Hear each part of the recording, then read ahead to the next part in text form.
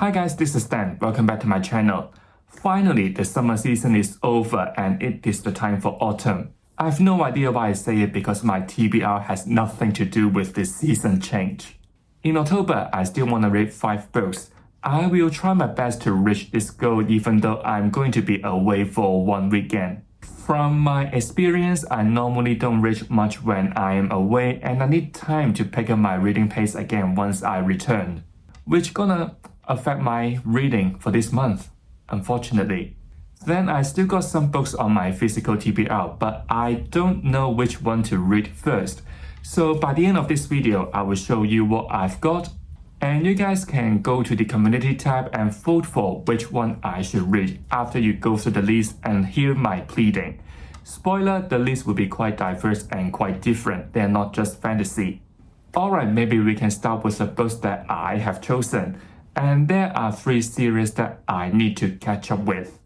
First of all, I have The Shadow of Self by Brandon Sanderson, the second book of the Miss Bond era too. Before Wind of Truth coming in December, I would really want to try to read as much Cosmere books as I can. By the way, I think I will read Wind of Truth in next year, only because I think I will pre-order it from Waterstones and I don't know exactly when the book will arrive. The release date is 6th of December and I think the latest I will get the book is by mid-December. But then Christmas is coming and I don't really want to carry that thick book around. I mean it is over 1,000 pages, it is quite heavy. So why not avoid all the spoilers and start reading it next year in January instead. And then back to the Cosmere. In terms of the series I haven't finished, I think I only got Miss Bond era 2 left. So I started this journey back in August.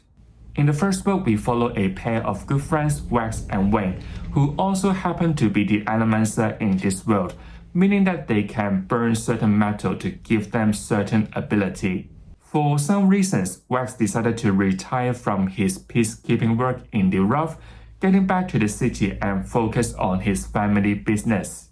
You think he can stay quiet for a series of robberies in town? Of course he can't. So he paired up with his good friend Wayne, a funny actor, and then a cousin of the one that he needs to marry, Marisa. Together they will find out what is actually going on behind all these robberies. By the end of the first book, we know who is the bigger boss hiding secretly. So I can't wait to get back to this world and see what this group of detectives would do. This series feels to me a bit on a smaller scale, so I'm curious to find out how this series or how this conspiracy gonna connect to the Cosmere as a whole. The second series I need to catch up with is the second book of the Dandanian Dynasty by Ken Liu, The War of Storms. It is a Chinese-inspired fantasy and I do find the first book a bit on the slower side, but when things started to heat up, it definitely get better. With the death of the first emperor, people started to riot. We're gonna follow a huge cast of characters, but mainly we will focus on Kuni and Marta. Kumi was a thug turned into a bandit, but actually he is quite kind to others. Marta is a noble warrior and he values glory and honor. In this story, we're gonna follow this pair of good friends, how they're gonna rise to power in this unstable world, and also how the god gonna play the game secretly. There will be steampunk technology, wars, tactics, friendships, and romance. From the synopsis of the second book, I think this time we will focus on an invasion from the distant far west. And this sounds to me a bit like the Hesperian from the Poppy War series by R.F. Kuang. I do actually look forward to read this one and we are now quite familiar with the cast of characters.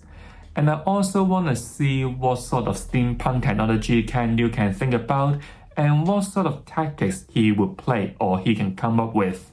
I just wish that the world building this time will not be that hard to go through.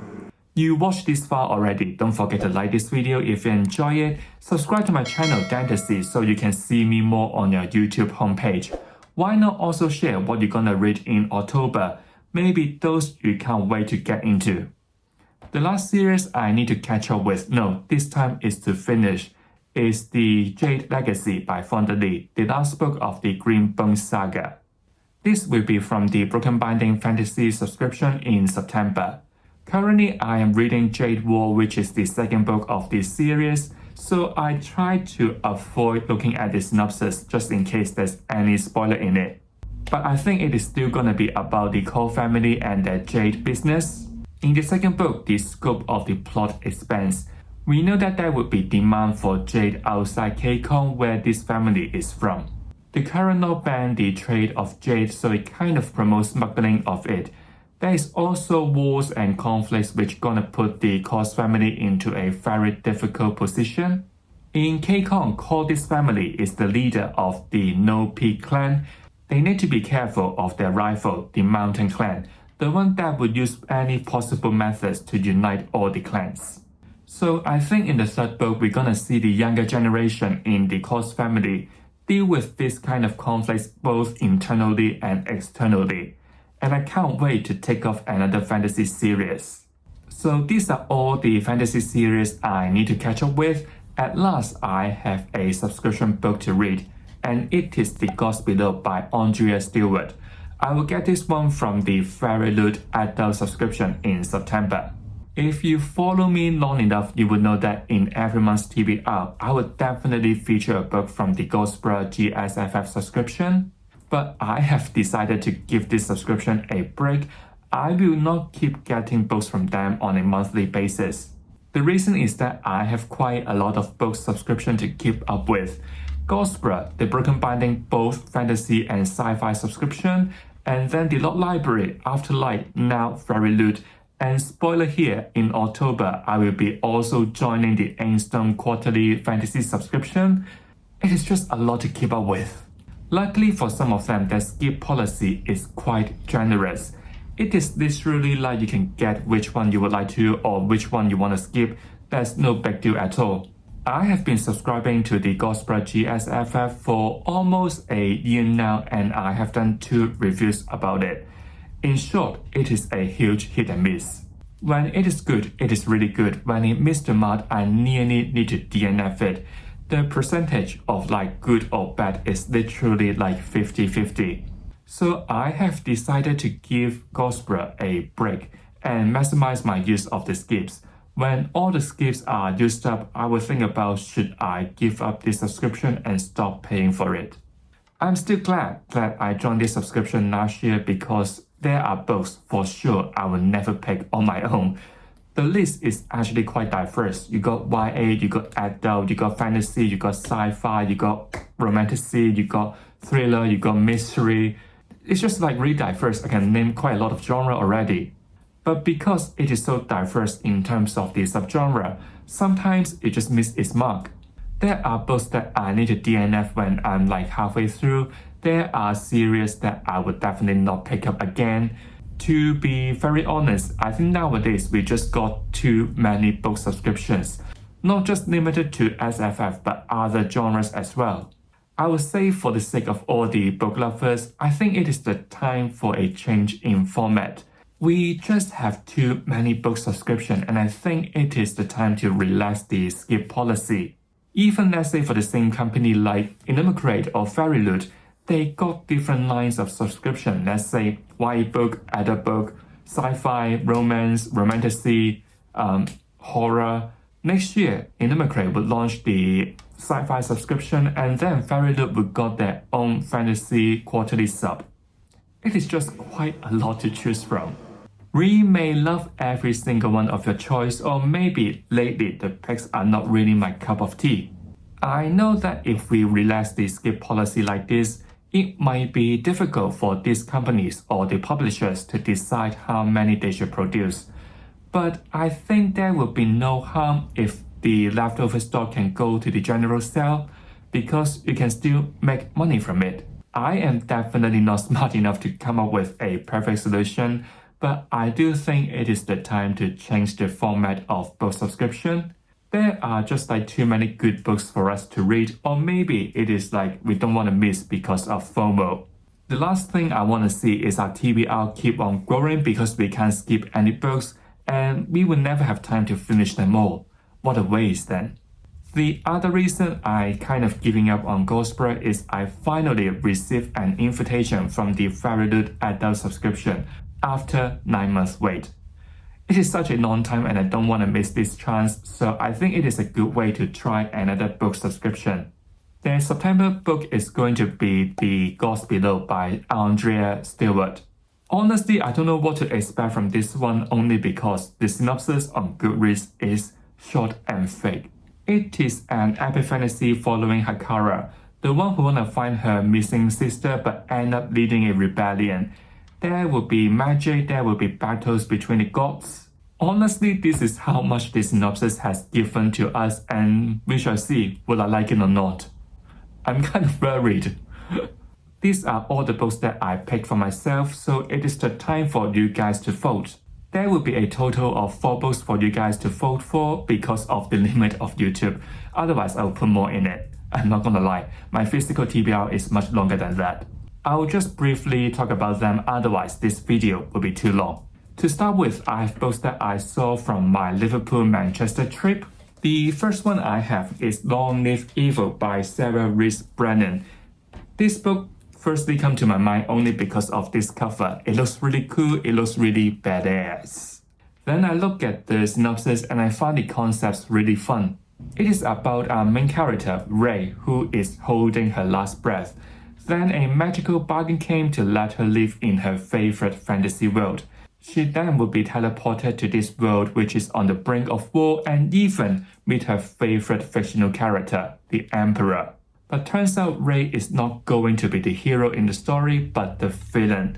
So she decided to change the fate of the monster she gonna lead, and this task would not be easy. Reading the synopsis, I have this feeling this book gonna be fun and chaotic. I wanted to have this one to cut through all those chunky fantasy books I'm going to read in this month. The next one I have is Dance of Shadows by Robert Payne. I think this is a fantasy that is set in West Africa. The protagonist, Rumi, wanna liberate his family from the colonizing nation called Palmain, but one day his family was attacked by the priest of Vulture. Before her death, his mother prayed to the gods and saved Rumi. So Rumi got the ability of shadows, but it looks like with this new ability, Rumi placed vengeance higher than the liberation or freedom of his own people.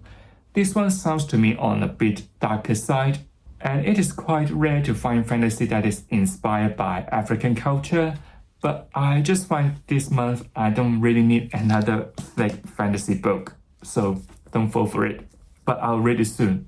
Speaking of something easy to read, I have the Afterlife September book, which means that this is the only romance on this list, and it is The Breakup Pact by Emma Lord. I just recently find my passion for some easy, entertaining, fun, chaotic, dramatic romance, and this one sounds like one of them. Basically, it is about a pair of friends, Levi and Jane, who hasn't been talking to each other for over 10 years. But they now recently break up with their ex in a very humiliating way. So they decided to upload a photo of them on social media to make people think that they are in a relationship, so that they can both gain some benefits from this fake relationship. This one sounds like what I really need in between all those chunky fantasy books. This gonna be really fun, really easy, so please vote for it guys. I really need something easy to read this month. The last one on this poll would be a fantasy sequel, and it is The Blood-Dim Tide by Stephen Iron, the second book of the Nantango and the Falcon series. I just recently got this one from the Broken Binding and look at it. It looks really beautiful in it. This is a Persian-inspired fantasy set in the 30th century in which we're gonna follow 4 POVs. 2 of them would be from the Mongolian, the one that keeps on expanding its territory in this period of time, and then we have 2 from the Rebellion, those who are in the spies network aiming to take down, overthrow the Mongolian rule in Persia. I love the first book. There would be magics, there would be brutal, bloody battles. It is also fun to see how these rebel works and how their action gonna make an impact. The magic system in the beginning was kind of minimum, but it was building up for it. The ending sounds quite dangerous as well. If this one can't win the poll, I will for sure put it in my November's TBR. I just recently got it, so I can't wait to get back to this world. So here are all the books I want to read in October. Remember, you can go to the community and vote for the 5th book I need to read in this month. The poll should be up by the time you watch it. So if you've enjoyed today's video, don't forget to give it a like. If you don't want to miss any content from me, make sure you have subscribed to my channel. I'll see you all real soon. Goodbye!